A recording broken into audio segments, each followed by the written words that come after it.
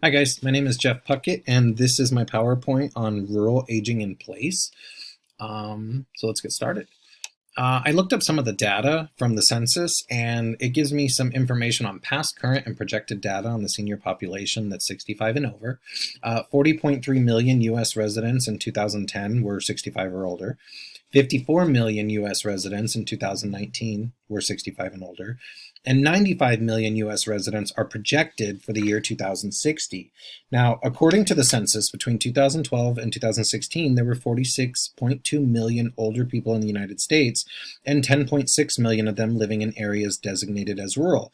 This means that nearly one-fourth of the elder population are aging in place in rural communities with even more limited resources and even higher needs than the rest of the population. Looking at the projected data for 2060, we can estimate that nearly 25% of 95 million seniors, which comes out to about 23.75 million older adults, will be aging in place in rural communities by 2060. So what is aging in place? Well, according to seniorsresourceguide.com, to age in place means that you'll be remaining in your home for the later years of your life, not moving into a smaller home, assisted living, or retirement community, etc. Now, let it be known that this definition has expanded with the times to not limit itself to the idea of living in one's own home, but also to include the concept of living in one's current community and living in the residence of one's choice. This can include downsizing to something more manageable or also moving in with family and friends. The idea of aging in place is to fit the desire of the older person's wishes that accommodates any type of living outside of being institutionalized in assisted living, convalescent, or hospitalization. Some challenges that are typical for older adults would be physical, mental, and cognitive health, healthcare costs, financial security, social isolation and loneliness, neglect and abuse, transportation issues, malnutrition, and sensory impairments. And this is just to name a few, some of the more prevalent ones that I see anyway. Added challenges above that are for rural seniors: lack of public transportation options, lack of local healthcare and social services, lack of housing resources and options such as senior living apartments, lack of door-to-door services such as mail delivery, UPS, FedEx, Meals on Wheels, DoorDash, Instacart, Amazon, grocery delivery, etc. And there's lack of volunteer and community-based services like senior center, community center, health services, social groups, food distributions, and whatnot. Now, it is really important to understand that many of these viable options for seniors living in urban and city communities is a key component in meeting these needs that have limitations. Now, imagine these viable solutions not being options for the many that are out in rural areas.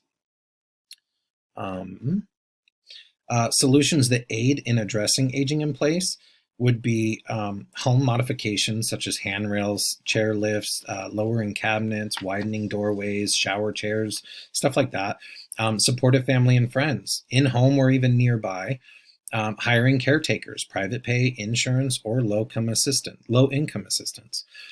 Food and grocery deliveries, Meals on Wheels, Food for Thought, commodities, groceries to go. Transportation, such as senior transport programs, volunteer drivers, family and friends, public transportation, Wheelcare Express.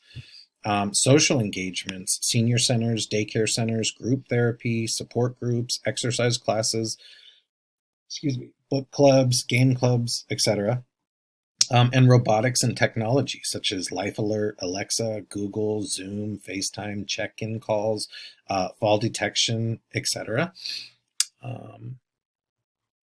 Now, um, so the ability of rural elderly to age in place depends on several interrelated factors. Historically, needs of rural elderly have been met in fragmented and uncoordinated fashion that originated in medical institutional-based approaches as opposed to community-based approaches. Federal programs such as Medicare and Medicaid acknowledge the cost savings of helping older adults stay in their homes as long as possible rather than be moved to institutional care. Now, the reason this is so important is because although the insurance companies companies save quite a bit of money on helping the senior age in place, they do very little to assist with this. For example, Medicare reimburses only limited home health services for those with acute medical problems after a hospital stay, and skilled care is reimbursed only for as long as the acute medical condition persists. Medicare does not provide continuous long-term services needed to meet chronic health and safety needs of older adults. So, home assistance for those without familial support. There's private pay home health care companies. There's low income in home support services, which is also known as IHSS, relying on friends and neighbors, church members and volunteers, concerned citizens, and even emergency services such as fire and police and medical. So now in-home support services, IHSS, which is something that is really common in my field because I work with many low income, what that is the in-home support services program provides in-home assistance to eligible aged, blind, and disabled individuals as an alternative to out-of-home care and enables recipients to remain safely in their homes. Now, IHSS services can help with household chores like trash, dishes, sweeping, laundry, personal care like hygiene, bathing, grooming, dressing, transportation, protective supervision, mobility, walking, stretching, and moving, meal preparation, companionship, and social engagement. Now, these are just a few of the abilities an IHSS worker can provide the senior that's aging in place. Huge barriers for aging in place in rural areas as a low-income individual that's reliant on a broken system. Now, I find a lot of this, having been approved for IHSS support from the county with lots of service hours, but unable to locate their own workers. They've called the county for help, but being told they don't have workers registered in these areas. And so again, they're told, find your own worker. They're left to their own devices for locating potential workers.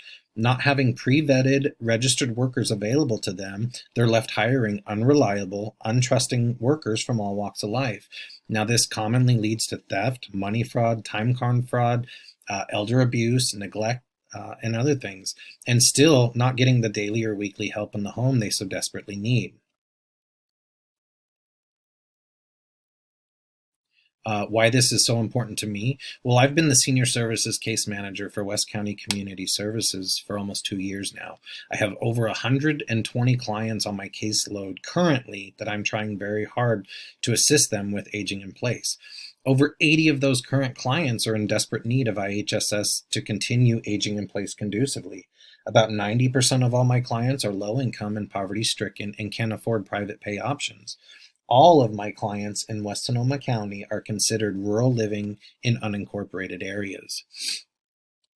Now, I pulled this from the Code of Ethics because I thought it was really important after the length I've been doing working with this population.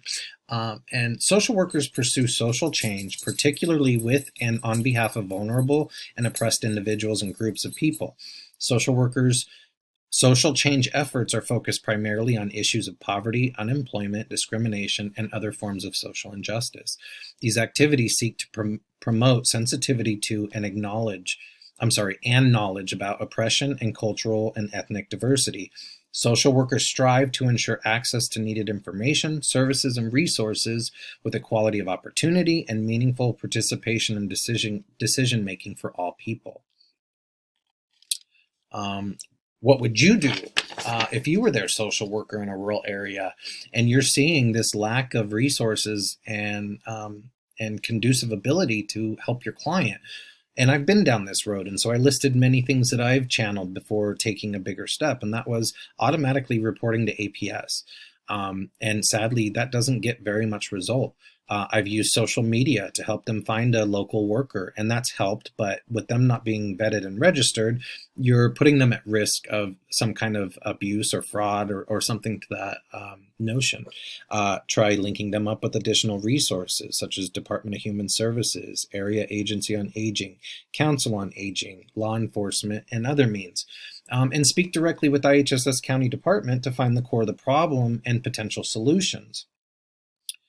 Now, I pulled this, so the Journal of Gerontological Social Work states, since limited evidence exists in many areas of practice with older adults, researchers have abundant opportunities to conduct research that will add to the knowledge base about effective intervention approaches.